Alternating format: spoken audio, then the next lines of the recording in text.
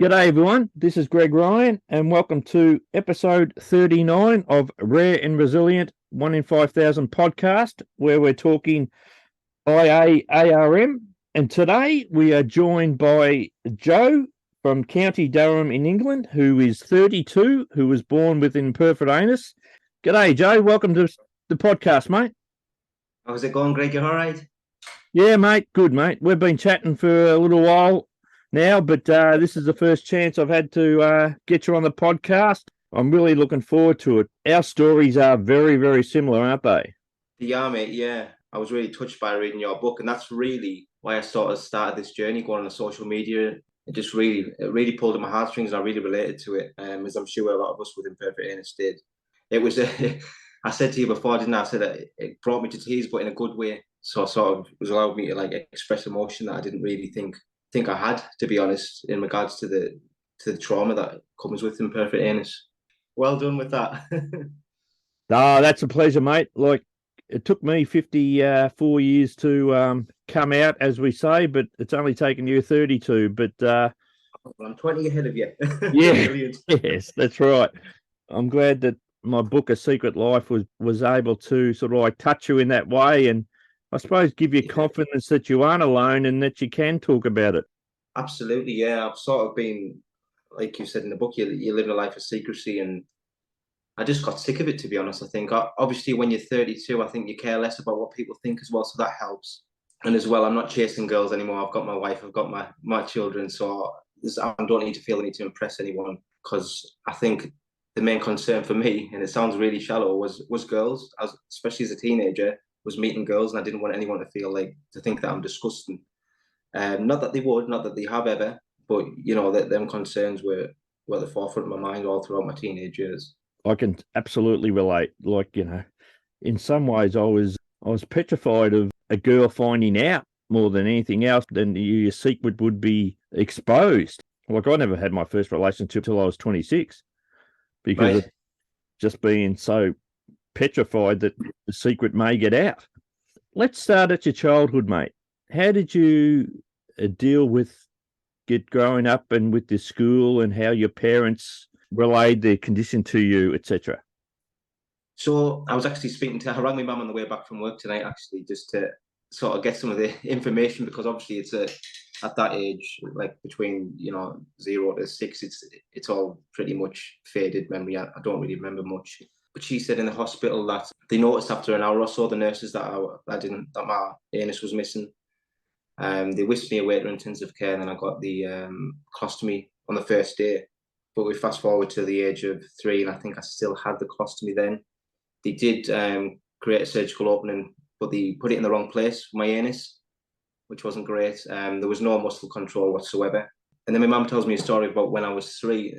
It's obviously really still difficult for her to talk about, but she was saying about how she tried to get me in a nursery, and they were all for it. I was going to go to St. Mary's Catholic nursery, but they stopped me at the last second. I got in there for the introduction, and they said that because I couldn't control my bowels, that they weren't going to allow me to participate in the nursery. So obviously it was a heartbreaking moment for my mum, she says, because she had to explain to them, like, he's probably never going to have control of his bowels. It's not an age thing with Joe. So yeah, that was really tough for her, I think, and my dad. I always say for the first few years, the parents are the ones that they carry the burden, and every day, like, we don't, because we're so young, we don't know, but our parents, what they had to go to, and especially back in our days, like, there was no social media, no support groups, no one knew anything about the condition. And I think that's why I keep on my social media, I keep bigging up the parents, because I just want to keep reminding them how amazing they are, because if it happened to my children, I'm not sure how I'd react. The first thing I asked the midwife when my daughters were born was, do they have a bum hole? Because I was so terrified that it was going to happen to them. And honestly, that is a really legitimate question to ask. In our adult group, we've got 6 adults that have children born with IA.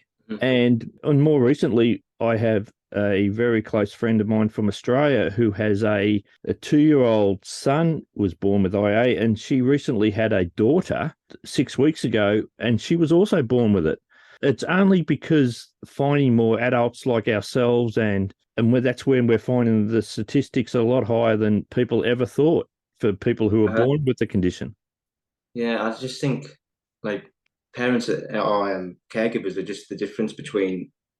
I just think if my mum and dad didn't bring me up in the way that I had done, I don't think I'd be the same person today. Like they always instilled, I don't know, sort of a confidence in me and a self belief, and I'm so grateful for that.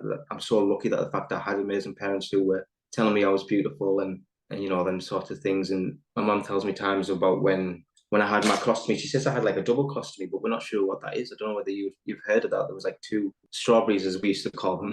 Yes, yeah, that's right. um, Yes.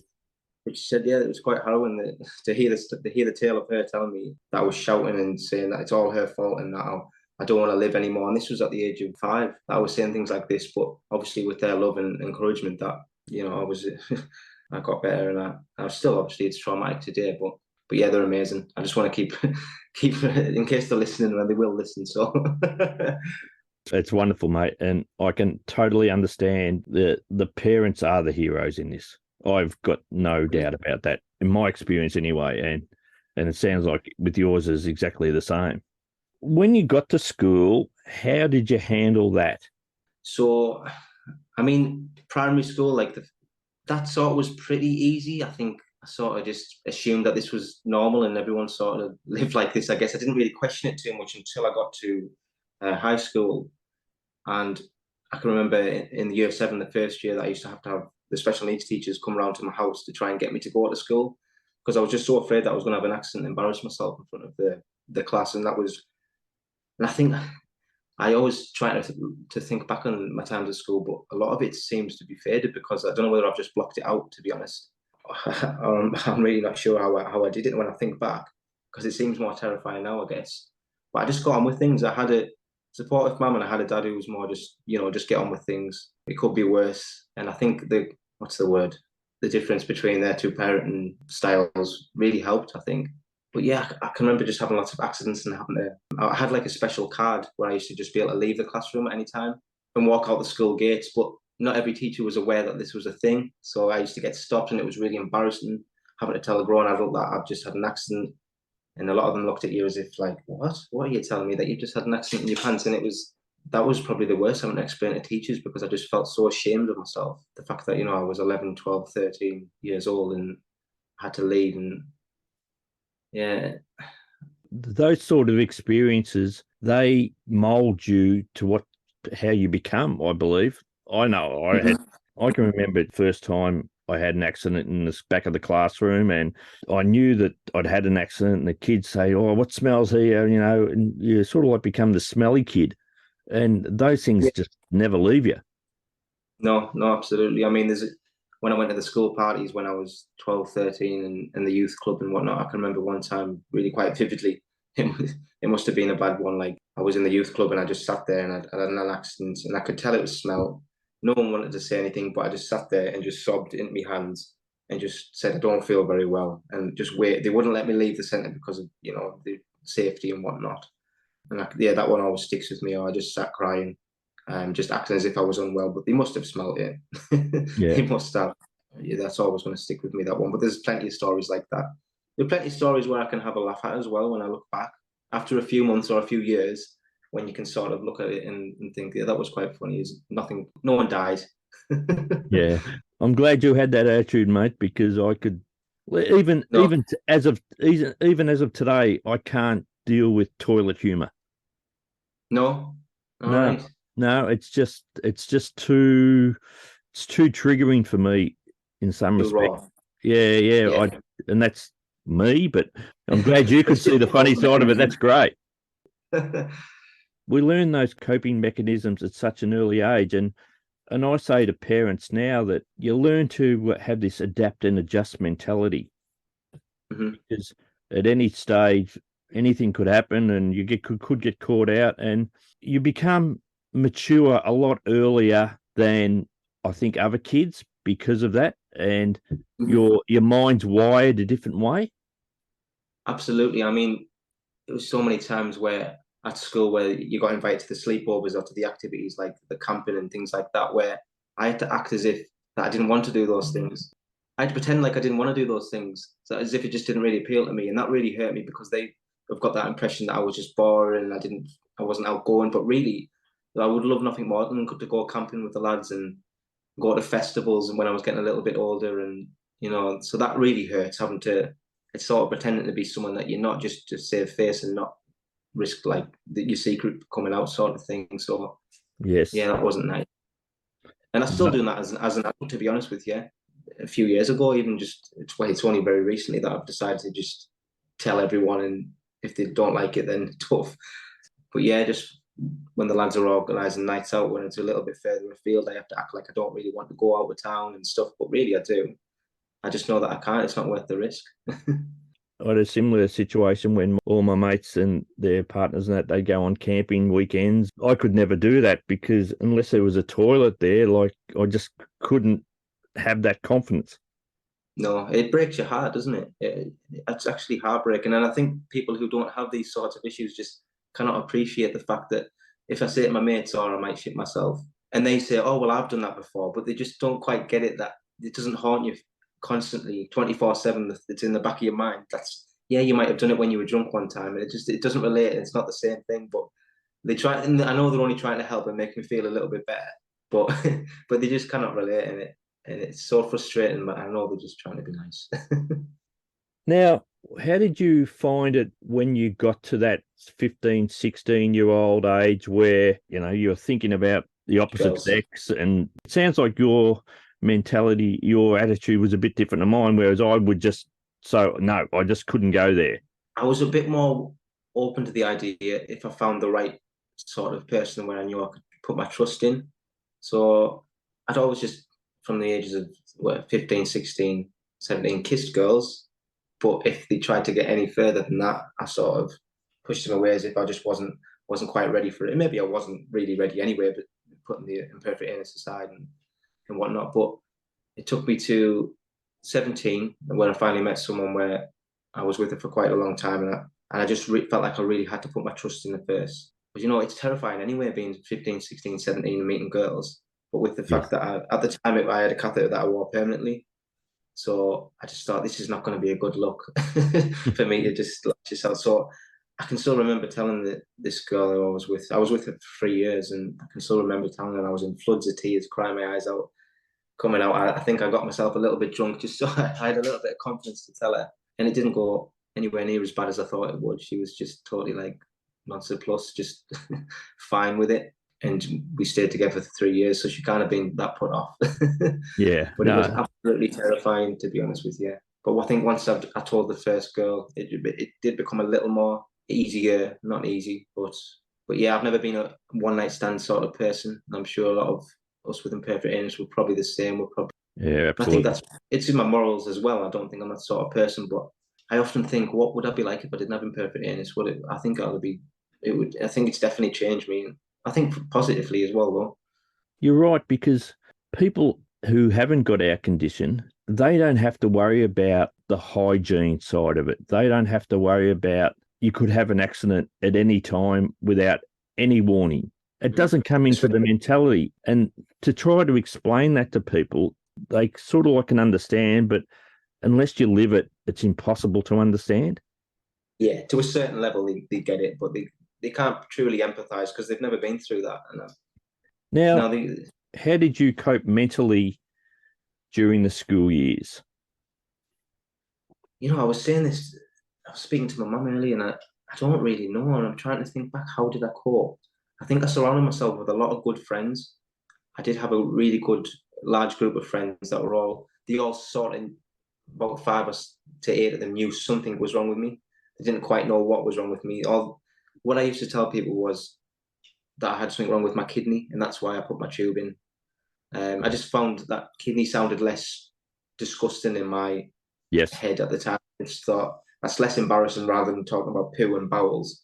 I'll just say I was born with one kidney, and so that's why I had to put my tube in, and it seemed to help. But in terms of coping during my teenage years, I guess just sort of pretending like there was nothing wrong with me, and I don't think that's probably the best advice to give any young person. Oh, absolutely. 100%. Like, yeah, you say you pretended. I felt like I was in denial. When I'd be home, I was IA Greg. with the Mhm. toilet and being the focus. But as soon as I walked out past the front gate, I had to Mhm. turn myself into a different person for the whole Absolutely. day until I got home again. Yeah, it's as if you've even forgot that side of you even exists when you're out and you're putting on sort of a performance, I guess, and you become really good at excuses as well, don't you? If you have to leave Oh, suddenly, but then you feel dishonest because you're having to lie to your friends rather than just telling the truth. Well, I felt dishonest anyway, but there's so many times. That's why I got called. That's why I've called myself Mr. Magic Toilet on socials, because often I would just leave and not say a word, or I would come up with these elaborate excuses, and I just got a little bit of a reputation of always leaving the night out early with the lads. So a magic toilet in the northeast of England, that's what refers to just leaving oh, the club or okay, the yeah. pub without saying a word. So he's done a magic toilet. That's what people would say. I used to drive everywhere. I never used to drink because that would allow me to just leave and just drive home when I Mhm. just knew that I needed to get out. Yeah, it's sort of a comfort blanket, isn't it? See, for me, I've always drunk, I guess, just to try and fit in. And I enjoy a drink, I do. And I've always just been a little bit of a risk taker. So I just thought, well, if it happens, it happens. I'll be drunk, I won't care. I'll still be able to sort myself out. And there's been some compromising times. But yeah, I think what you did was probably the most sensible choice, to be fair. Oh, we all come up with the strategies that work for ourselves, mate. Now, I honestly believe that us being males really impacted on keeping the secret like we did, because males don't want to talk about anything that happens below the waist. Mhm. It's really difficult, and it's not something that we could bring up in a conversation other than blokes would start laughing and joking, trying to not focus on what we're talking about, if that makes Yeah. sense. Yeah, so yeah, it does. When I played football, there was a lot of locker room talk, and it was stuff like, "Oh, especially when you're younger, he shit himself," and that always used to make me so not about me, just about anyone, and just them sort of general jokes, and that used to make me feel so uncomfortable and so sort of emasculated, because deep down I know that this does happen to me, and I would even join in with a joke, to be honest with you, just to try and save face. But yeah, I definitely think that it's difficult for men to talk about. Even as I've noticed, as I've got in my 30s, I've cared less. Other men seem to care less. I've told a lot of people I went on the stag do in August of this year. Came home after the first night, mind, but never mind.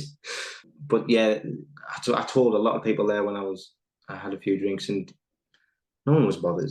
No one cared less. We focus more on it than other people focus on. Yeah, but it's your thing. It doesn't mean everyone else is thinking about it constantly 24/7. So you becomes this big giant thing in your mind, and really no one probably cares that much. And how did you adjust from going from school to working? Quite poorly, to be honest. So I went to college, and then I went to university, and then I went to work, and I started working in factories, which is not really a great fit for someone who needs to go to the toilet at a given notice. So Not at all. So I was working on a line in a lot of them, and obviously you need to be on that line. You can't just leave to go to the toilet. And for people like us, if we get a stomach bug, that's us written off. Like we can't leave the house. That's No. just inconceivable. So I think I lost about 3 jobs just purely being having a stomach flare up or a bug. I never really wanted to work in factories. It was just sort of a stopgap at the time. So in terms of adjustment, I don't think I really adjusted really quite well until I found that I needed to be sort of in an office environment. So I work in an office now as a care coordinator. It's just a very really quiet office. There's only 3 of us usually in, 3 blokes. They both know about my condition. Well, they obviously do now because they've seen me social media. But there's a toilet right near, so it's a shame because I would have loved to been sort of a paramedic or something like that. But it's just I don't it couldn't happen. Yep. If we're in the middle of an emergency, it just or a nurse. Even my dad's a nurse. I would have liked to maybe pursue that, but I'm not reliable enough due to my condition, and I just you can't let people down when you're a paramedic. You can't just say, "Oh, hang on, I'm going to the toilet." You're just having a heart attack there. Yeah. So it is Yeah. a shame. What about you? How did you find? I realized practically straight away when I was leaving school that there was no way known that I could work in anything other than an office environment. It was just not feasible for me. Mentally, I just wouldn't have been able to deal with it. I was lucky. I worked in banks for 25, 30 years, and they were sort of like, mostly back office. So you could come and go from your office, your desk, and all that. And the one thing that I was glad to leave school for, because I could then wear black pants and feel more safer. When I was at school, our uniform was these really light grey long pants that you could. It's just the worst colour for us. That's right. And I did every day at school for 6 years. In my high school years, I walked around with a jumper around my waist, so no one Sorry could see about the stain. that. You Yeah, know, I've from done that so many times. I really related to that in your book when you mentioned that. I thought, oh my goodness, it's like you're speaking to me. Like I've done that so many times. Always brought a jacket with me just in case, tie it around your waist. Yep, that's right. And it's those little things. So I was really comfortable in an office environment, even though I kept my secret. I was able to, adapt and adjust to what I needed. For those people who live with IA, who more outdoor active type roles, I tip my hat to them how they can do it. Yeah. And it's incredible how many people, especially the adult females that I've met, I know, who actually are nurses. Yeah, I've seen a lot of that, and I'm just thinking, wow, like how amazing is that? Yeah, The it's bravery like, I've taken. Like I don't have that bravery. I haven't put myself out there like that. yeah, and I've got no doubt it's because of what we had to deal with when we were young. You rely on the medical staff so much, but to see that these wonderful women, mostly, and there are some guys that are nurses as well, but to actually do it on a daily basis is just extraordinary to me. Yeah, same. It's incredible. It really is. Just saying, what I've noticed as well is the amount of nurses that have commented on my social media pages saying that they've never heard of the ACE procedure. It's just really blown my mind. It must be really quite rare. I just assumed that everyone in the medical field would know about it, but I was really wrong. And it's really quite insightful to know that there was stoma specialist nurses that have commented on my pages saying they've never heard of it, of the antegrade continence enema, and it's just really quite remarkable, really, isn't it? Like, like last year, I had a lot of surgeries to do with my IA. I went in the hospital, and I thought I'm going to talk to each of the nurses before I get to the surgery, and say, have you heard about imperforate anus anorectal malformation? And these are all dealing with colorectal issues. By the time left the ward and got into the theatre, I'd spoken to 4 or 5 different nurses, and not one of them have ever heard of imperforate anus. And I was having imperforate anus surgery. Well, bet that put you at ease then, didn't it? Oh, and it just goes to show what we have to do to help that transition from pediatrics to adult, because pediatric surgeons and nurses have heard of the condition, and everyone thinks we are a solely pediatric issue, but we get old, but the Yeah, we condition go. doesn't leave us. And that's why it's so important that, we create this awareness and put it out there. And what you say about the ACE, which is known as a Malone in countries as well, like the more people that are aware of that, the better. When did you first get the ACE the Malone, and how has it changed your life? So I was only 5 years old when I got the ACE. So obviously my parents made that decision for me. That was in 1995. So I think I was one of the first person, and it was in the RVI hospital in Newcastle. But it seems to me that everyone thinks that they were the first person to get the ACE in my comment section. Yeah. So I think someone must have been the first, but it definitely wasn't me. But they said that I was one of the first, maybe in the RVI hospital in Newcastle. I've got sort of memories about my mum and dad. I don't know whether I'm remembering it or I'm remembering them telling me it, of them having to pin me down and stick my catheter in. I was screaming in pain. But after the first few weeks, like, it just gave me so much more freedom according to my parents. And it's so much more discreet, I found, than the colostomy. And the rectal enemas. Yeah, I don't think I ever had any. Not that I can remember. I might have. I think, I may have. Who knows? But yeah, ever since then, I've never had any infections. I've never had. Actually, this morning it didn't really work properly, so I was late for work. Luckily, I've got a lovely boss. But that's them moments are few and far between. I would say that's once every 4 months that it doesn't work. It just doesn't quite go through the way I would like it. Whether that's because of my diet or it's just random, I don't really know. It can get sore sometimes, but I found that most people that are commenting on my social media are saying that they wear a stopper inside the race so that it doesn't close up the stoma. Yep. Since I was 15, I just sort of stopped wearing one. So it's just totally open. I just cover it with my boxer shorts.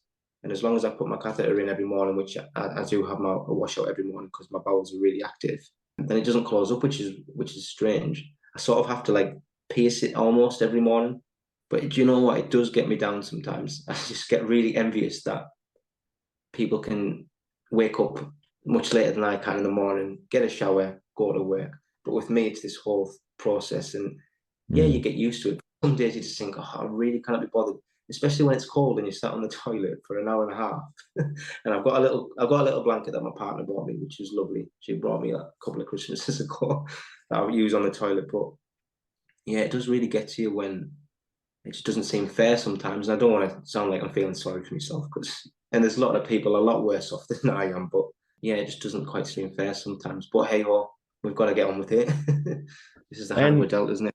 Yeah. Yeah, and I would thoroughly recommend anyone who hasn't seen any of Joe's videos on his Mr. Magic Toilet social medias on Instagram, Facebook, or TikTok to check them out, because he actually gives a demonstration of how he does his procedures every morning, and I reckon it'd be wonderful for parents to show their kids that who may be considering going down that track. So well done on doing all those, mate. I know they've been really enlightening to so many people across the world. So I really truly congratulate you on that. Thank you. It's been really good for me as well. Just from a selfish point of view, it's just been really good. It's like a release, a weight's been lifted. So obviously I wanted to help people. That was the first and foremost reason I started the account, but it has really helped me, and it just given me like a new confidence that I've never had before, just by being so open and honest. And people are just so lovely. And I'm so glad I've done the videos on the ACE, because there's a lot of people who've messaged me or commented saying that they struggle with really bad constipation, but they've never heard of this procedure. So they're now going to bring this to their doctor, and maybe that could change their life. So that's made me feel really, really great. Oh, that's wonderful, mate. That's wonderful. Now, I know you've been engaged for about 6 years and we've got 3 beautiful daughters. Joe, Yes. can you talk about how UIA has affected you as a partner and as a father? Yeah, well, that's a great one. As a father, I'll go first. The thing that really bugs me with having IA and having to do my bowel washout each morning is I can't really get up with the kids, especially with River's only 1 year old. So I can't be the one to get up first and early with them, because straight away I need to go and do my washout. So I can't supervise the children, so that it's often keeps me up at night wondering what would life be like if I was a single father. Like, how would I cope while doing the washout? They would have to. Well, Murphy's fine. Murphy's 4 and Portia's 13. But I mean, in regards to River, who's only 1, I don't think I'd be able to do that. To be honest, none of them really care. I'm putting my tube in front of them. They don't really know. They don't ask questions. They don't, which is nice. Murphy's getting a little bit more curious. Murphy's 4. She's asked a lot of questions quite recently, actually, but she doesn't seem that interested at the moment. None of them do. And they're all dad. They just think, I think Murphy said the other day, I think she got confused and just assumed that all men had to put a catheter inside them, which was quite cute. But I had to explain, no, that's just daddy and a few other people, maybe. But in terms of the relationship, it gets me down sometimes if I feel like I've ruined the day with the whole family. And I know they would never think that of me, but we can't help but just feeling like that when you get a little bit self-loathing. When I'm out on activities, I've been to birthday parties with the kids and had to come home early, and I think like this is really not fair on the children, and the fact that it's my fault that I've had to come away and take them away with me. So it's tough, but like I say, I've just got to get on with things. Like, I know I keep saying this, but this is the hand I'm dealt. So I try not to get down for too long. I give myself an hour to feel sorry for myself, and then that's it. You've got to crack on, because I need to be a dad at the end of the day. Yeah, that's right, mate. You're very, very fortunate to be a father. You've got a very good attitude towards it, mate. Now, thank you. And from a relationship perspective, Joe, how has it affected you and your partner? Yeah, so I wouldn't say it's affected me too much, to be honest, other than the occasional times if we are getting intimate, where I've had to run to the toilet, and that sort of ruins the mood. Yeah. But I don't wear my catheter every day. Well, I only put it in for 10 minutes in the morning. She's just amazing. She's quite straight to the point. She doesn't give me too much sympathy, too much empathy, which is what I need sometimes if I am feeling sorry for myself. She's just like, just crack on. You need to get on with things. So she's really good for me in that respect. So she doesn't let me mourn too much and feel sorry for myself, which is great. But in terms of our relationship, in regards to the IA, it's been fine. Right. I'm just lucky to have such an amazing partner. She's so understanding. It Yeah. doesn't phase her. How has she felt about you coming out as such and telling the world? Well, she likes to joke and say, I'm just loving the attention. Yeah. On a serious note, though, from what I gather, she's really proud of me, and I often have these weird and wonderful ideas that I go ahead with for a while. And she's sort of just like, yeah, yeah, just lets me get on with things. I get obsessed with hobbies and whatnot. But with this one, it seems a little bit different, the support that I am getting from her. And she's looking at my socials, and when people are commenting negatively, she wants to comment back and and defend me. But I'm saying, no, it's only love. We're just promoting the love. And if they want to say something negative, that's up to them. But when I'm not going to lower myself. But yeah, she's been amazing, to be honest with you. Oh, well, and Absolutely. she absolutely should be proud of you, mate. I know I am. Thanks, mate. Thank you. That means a lot coming from you. Thanks, mate. Now, what would your greatest advice be to parents of an IA child now? Just to tell them and remind them constantly how much you love them, how amazing they are, and how beautiful they are as well. I know my mum absolutely showered me with love so much to the extent that I was I was probably saying stop telling me all the time. But I guess and just try to encourage them to try things that take them outside the comfort zone. At the end of the day, the worst things that can happen, really in the grand scheme of things, yeah, they can feel really, really terrible to us. But if we don't try these things, like my dad made sure that I would go on the school trips where he would maybe come along as a parent, like helper with the teachers. He took me to Leeds Festival when obviously a festival that's a no go for us guys. But what he did was he booked a hotel for us and we had to walk like 3 miles every day. Got a bus, went to the hotel in the morning, and then came back and he gave me the whole festival experience. So I guess yeah, and just love them unconditionally and just keep reminding them how amazing they are. And but yeah, putting them outside the comfort zone. They did push me to do a lot of things. I did rock climbing, gymnastics, yeah, figure skating. I did so many things that really, looking back, like they were quite risky sports. Considering I was in a lycra thing when I was doing the figure skating, I was in a lycra outfit. So if any accident happened then, I was doomed. But I can't actually remember any. So I'm really thankful that they did that. And that just proves that just because you have IA, it doesn't restrict you from doing activities that all other kids can do. Absolutely not. I guess you just got to be a little bit more aware and vigilant and prepare. Yep. Um, yeah, preparation is key, so they say, but it's really true for people like us. Always have an emergency bag on you, and it's a little bit more frustrating and terrifying. But I tried to get involved with as much as I could. I played football all my life for teams and stuff, and I really enjoyed that. So there was not that many things when I think about that I couldn't do. What made you finally, you know, come out? As we say, what was the main reason? Was there a reason, or can you not really think of a specific one? Uh, I think the main reason was that because I had a few nervous breakdowns and I Mm-hmm. had to end up stopping working because I was living with the secret, the mental stress of dealing with it every single day Mm-hmm. and dealing with the physical, in the end, it just became too much. People would see me in the street because I end up going on disability. Then people would see me in the street. They say, "Why did you give up your job?" Because by that stage I was working with my football club, North Melbourne, which was my dream job. I loved it for 10 years, loved it. And they'd say, "Why did you give up your work? Like, you look well, everything's." And and I didn't. And people knew that I had some mental health issues, Mm-hmm. but of course, when you've got mental health issues, you look totally normal, as they say. But in the end, I just felt like I needed to see if I could find I needed a validation. Mm-hmm. Mm-hmm. And, Yeah, I understand that. and it just happens about I was having a really bad time of it. over Christmas in 2004 it was.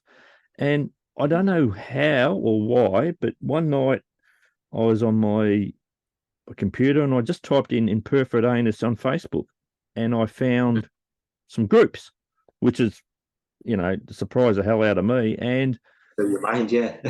yeah, and then I realised, hang on, I am not alone because I always thought I was the only person in the world with it. And then I slowly but surely started to talk about it in the safety of the online groups. Mhm. The validation I felt in myself was incredible. That everything I'd felt all my life, that it was always my fault, because when we were young, my doctors and all that told us you were fixed, which with IA we know that you're never fixed. So I always blamed myself, Joe. And I would always internalize it because I didn't want to cause my parents any more grief because of what they dealt with when I was young. So I got to the stage after a couple of years being in the community, I then went overseas to a conference at the Pulfur Network, and then led to me being invited to France to be a speaker at a pediatric conference over there. And I come home from that and I was really buoyed by that, thinking that I think I've got a story to share, and I didn't want kids to have to grow up like you and I grew up in secret.